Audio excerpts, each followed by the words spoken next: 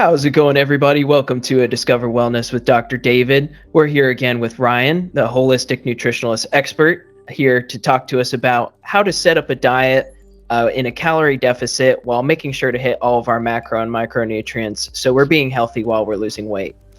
So welcome, Ryan. Thank you for coming on. Thanks, Dr. David. I appreciate you having me again. Glad to be here.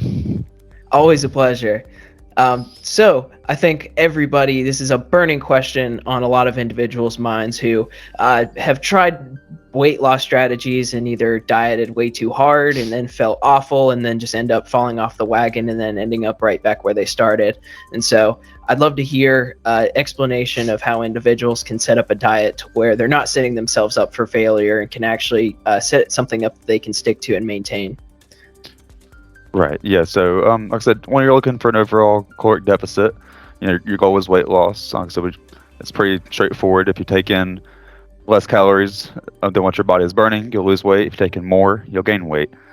But really being able to do that in a way that keeps you balanced throughout the day-to-day, tasks that you may have, and really not feeling like you're taking in less calories it's a lot easier than a lot harder than what it sounds like. Forgive me. It's a challenge for sure, even Absolutely. for somebody who's been working on it for a long time. Absolutely. Like I said, I'm sure people, they know if they really have tried a big caloric deficit, they find themselves, overwhelmed, stressed, going back to the same habits they were trying to cut out. So just kind of take a general overview with it. For the caloric deficits, I typically recommend to most of my clients, depending on how much you're trying to lose each week on average. So I really don't like to break it down too much week by week. I think it's not always linear as we'd like it to be. The biggest thing is really keep getting those calories down pat. And a general rule I like to follow is take your current body weight in pounds and multiply it by 15. That's what I would consider about right where your maintenance calories would be, which ideally is if you ate that calorie amount every day, you would not gain or lose weight. Now, would that be lean body mass pounds, or would that affect that at all? Current body weight is usually pretty relative at that point. There's always a fluctuation, especially with water weight balances, and your mineral imbalances as well. I've typically found people get perfectly fine results just current body weight without the lean body mass. But if you want to go a little bit more into depth with it, by all means. For math purposes, I don't like to do too much of it. So Why overcomplicate it? Right. Yeah, exactly. Some people, they need it to be as simple as possible, and I get that. So for someone really trying to lose weight, I recommend taking that 15 and bumping probably down to 12 to 13. You can kind of play around with it a little bit to see what fits you best and just your diet throughout the day. About 12 to 13 times your current body weight is usually a pretty good range for your overall calorie count throughout the day. But so calories, they one of three things. That's going to be proteins, fats, or carbs. Proteins and carbs have got 4 calories apiece, and fats have got 9. So the number one thing you have to prioritize with weight loss and even weight gain, really anything, is protein. That's the number one. And protein's amazing because you can probably have as much as you want, and next to nothing will store as fats, which is ideal. Another reason protein is so important for an overall fat and weight loss diet is because it keeps you satiated. You're actually full. So you're not constantly hungry, feel like you're starving the entire time you're trying to lose some weight. So protein is the number one indicator of a well put together diet, and getting whole sources of protein, not just taking 5 protein shakes a day in a bar. That's not ideal. I want you to, get some whole foods, get your chicken, your steak, your salmon, whatever it may be, and do it consistently because there's much more vitamins and minerals involved as well. But I typically recommend. Both of us are huge salmon fans, and there's 37 grams of protein in one serving of salmon, so that's certainly a great option. Exactly. Get it twice a week if you can. Get wild caught, well sourced.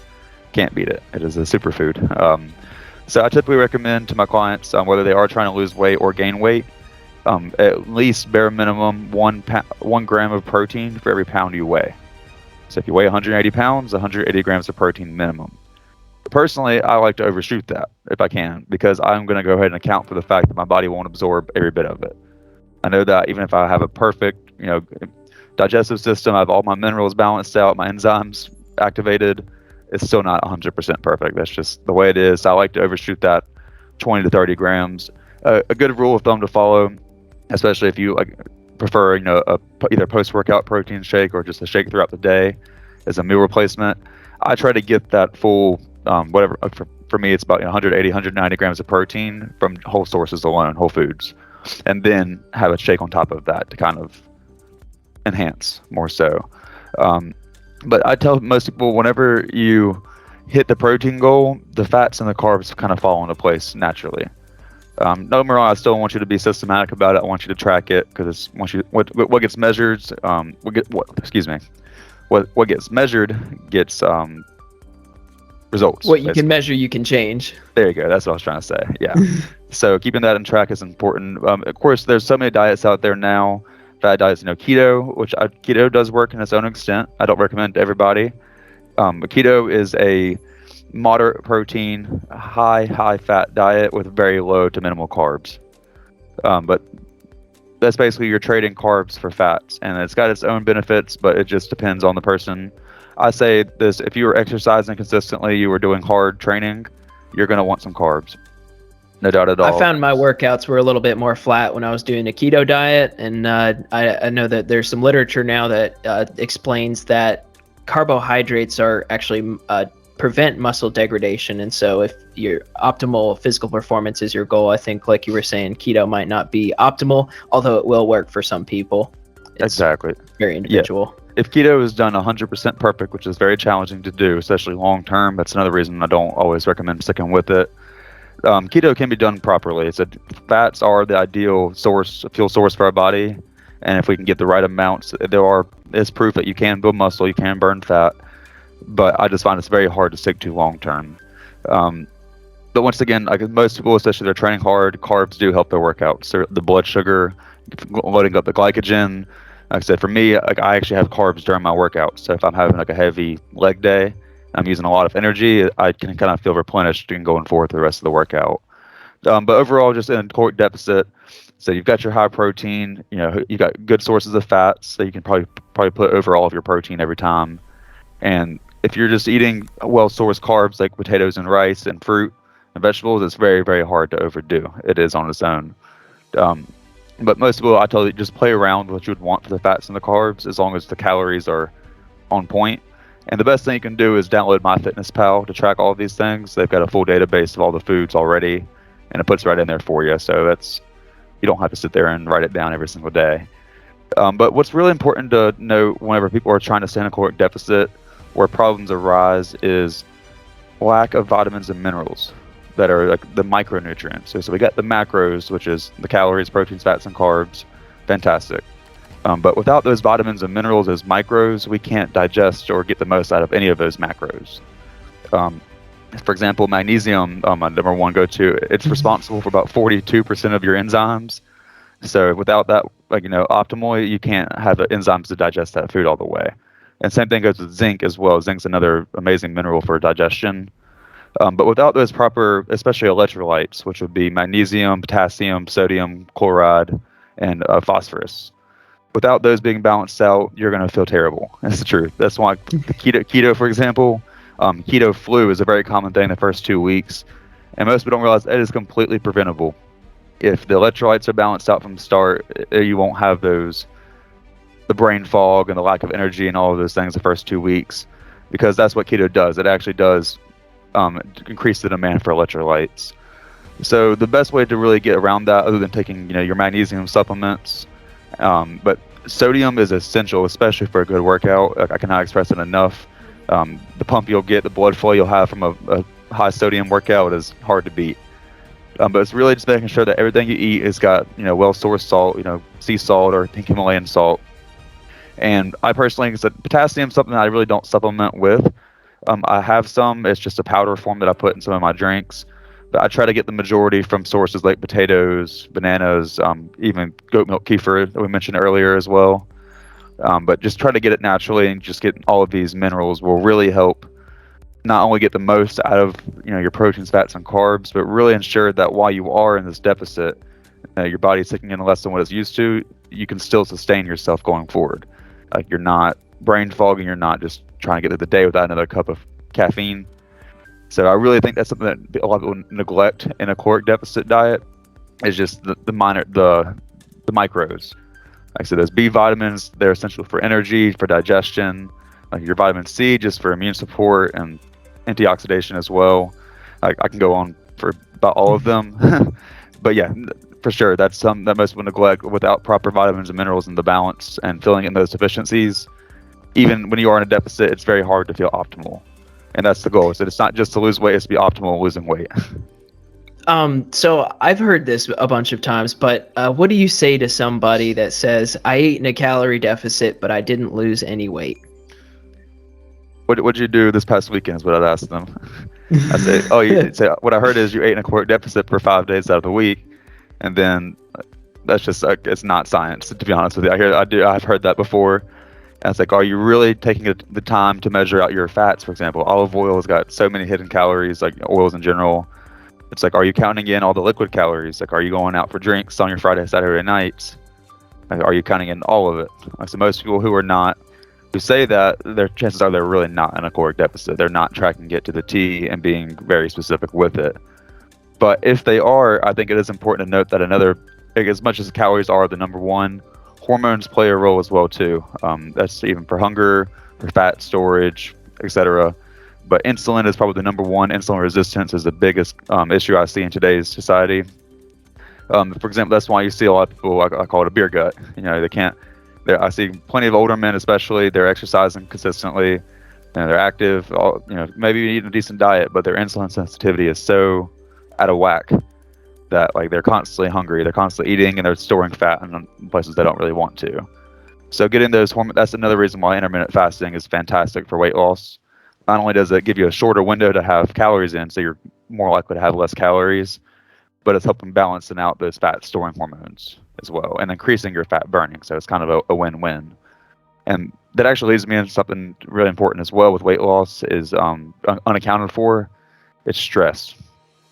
People don't realize that stress, cortisol, is a fat storing hormone, and it is suppressing your fat burning hormones like your testosterone. So very catabolic too. Very catabolic. So it's eating away at your muscle. Like I said, it's interrupting your day. Like you're more anxious, you're sleeping less, and it's kind of an endless cycle after that. The number one thing it goes back to is sleep. Making sure you're getting your 7 to 8, if not 9, 10 hours of sleep each night. So without that, it's already out of whack. I'm sure most people have had a long night out, or especially if they're drinking or something like that, just interrupting their sleep even more. You're anxious the next day. I call it anxiety. That's typically due to a few things, but cortisol is a big part of it as well. And that's another reason why caffeine can make you so jittery and anxious. Something interesting that I heard is a statistic based on daylight savings time. And so on the part of the year where we lose an hour of sleep, heart attacks the next day go up by 20%. And then on the day where we get an extra hour of sleep, heart attacks decrease by the same 20%. And it's matches up on both directions. And so I think a lot of individuals don't attribute the importance to sleep that it really deserves. And testosterone is lower if you have a night of poor sleep, and cortisol, like you said, is higher as well. So for men trying to optimize their physical performance, especially, sleep is extremely important, as well as trying to lose weight. Absolutely. The sleep is probably, in my point, top two things. I think sunlight is always very undersold, but very important as well. Yeah, without proper sleep, there's so many things out of whack. There's a reason not a single animal in the world can go without sleep. It's like we need it, it's essential, and that's what's going to help your body detoxify itself as well too. And that actually, triggered a thought. Going back to more so the protein, I work with a lot of women as well too, and they're always worried that too much protein is going to make them bulky. I think that's a very common thing. And I would say it's like, look, the goal here, I don't want to scare people off, but is to build muscle so you burn more fat. That's why when you keep the protein high, you're exercising, resistance training, you're building lean muscle. And that muscle burns 19 times more calories than that fat does. So not only so when you do lose the fat, you've got the muscle there to look more toned as well. But for the women specifically, unless you were on some type of hormonal replacement therapy or you're on some type of anabolic steroids, it is very, very, very, if not impossible, likely hard to get bodybuilder bulky. Like, so keep in mind, men on average, it's a little bit different now in the past 20, 30 years or so, but men on average have got 15 times higher levels of testosterone than women do. and that is the main reason why men are more natural to build that type of muscle. So for all the women listening, don't be scared of protein. It is essential for your immune system, for your mental health, and for your weight loss. And you will like the way it turns out if you stick with it consistently. That is interesting that even the highest level of testosterone in women is still well under the hypogonadal range for men, and so and that is a big determiner of muscle mass composition on your body. But something I thought was interesting is that less than 5% of stored fat on your body comes from the carbohydrates you consume, and 95% comes from the dietary fat. And so I found that for when I was on the keto diet, I found it easier just not to track calories. But the reason that the carbohydrate consumption will increase your fat storage is because insulin going up increases your fat storage, rather than when you don't have this carbohydrate intake, your fat burning is much higher as well. But your fat intake is also much higher if you're on a keto diet. And so there's good sides and bad sides to both diet, and there's no magic bullet. I always wish that there was just a magic answer we could give everybody. Do this, and you'll be healthy and you'll lose weight. Nope. But it's very bio-individual. Absolutely. But what would you say works the best in your experience? Right. So like I said, I've played around with keto before. I've done intermittent fasting. I love intermittent fasting, especially mainly throughout the year. Right now, I'm actually trying to gain a little bit of weight and a little bit of a bulking phase. So I've got to experience firsthand what carbs feel like throughout the day, and it's tough. I'll be honest. I'm definitely not as mentally sharp as I'd like to be. Just so many carbs. But what works best for me to be lean optimally throughout the year, whether it's try to maintain my muscle mass, still keep the body fat off, and still stay mentally healthy. I like to intermittent fast. Truthfully, I will say this: it is best to eat in the mornings and skip dinner. That is proven to be the better form of it. That doesn't really work with my schedule too much, so I kind of have to do the opposite. I prefer to fast in the mornings and have plenty of water, maybe a cup of black coffee, just to kind of hold over the hunger a little bit. Then I break my fast with a very high protein meal, plenty of good fats in there too. Eggs are a staple, but chicken and olive oil, broccoli for fiber. Just kind of keeping myself full. And what I do is I save all of my carbs for the afternoon. And typically, every day is always a little bit different, but I try to have all of my carbs around my workouts. You mentioned insulin, and carb spiking the insulin is actually a good thing around your workouts because it helps you absorb more of your protein. So I have fast digesting carbs that I drink during my workout. And also I put creatine in there with that, so it absorbs better. It's kind of a win-win. But like I said, I save all of my carbs for around my workouts, preferably in the afternoons and dinner time. And it actually works out well because the blood sugar spike hits whenever I'm ready to go to bed anyways. So I'm already having less carbs. I'm forcing myself to have plenty of protein still throughout the day in that 8-hour time window. And as long as I'm hydrated properly, it works out very well for mental health as well too. I feel the best focused, especially in the mornings whenever I haven't eaten yet, because all of the energy it takes to break down the food is going towards my brain. So it's a win-win on that. So I guess if I had to describe that, it would be just a whole food, not keto. I would not recommend, because I do have higher carb days, especially on my leg days, but more of a carb cycling is probably the way I would describe it. I typically have 2 days where it's still carbs, but not nearly as much, and then a high 200, 300 plus carb day to kind of just fuel my workouts and help me perform optimally in the gym as well too. So that's what I would recommend.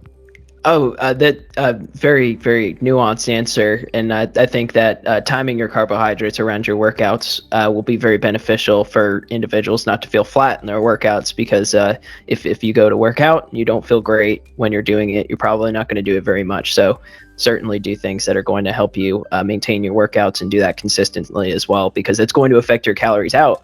The more you work out, the more you can eat. In theory, at least. That's depending on your goals, but yeah, that's been especially trying to gain weight here, has been I keep telling myself.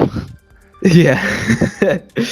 Well, thank you so much for going over this subject with us tonight, Ryan. I think we've covered a lot of awesome information that individuals are going to be able to model a diet where they can actually set themselves up to lose weight and do it effectively. So thank you again for all of your information. Absolutely. Thank you for having me. I love these talks, so I'm glad to be here. I do too. It's always a pleasure. And everybody have an awesome rest of your day and stay healthy.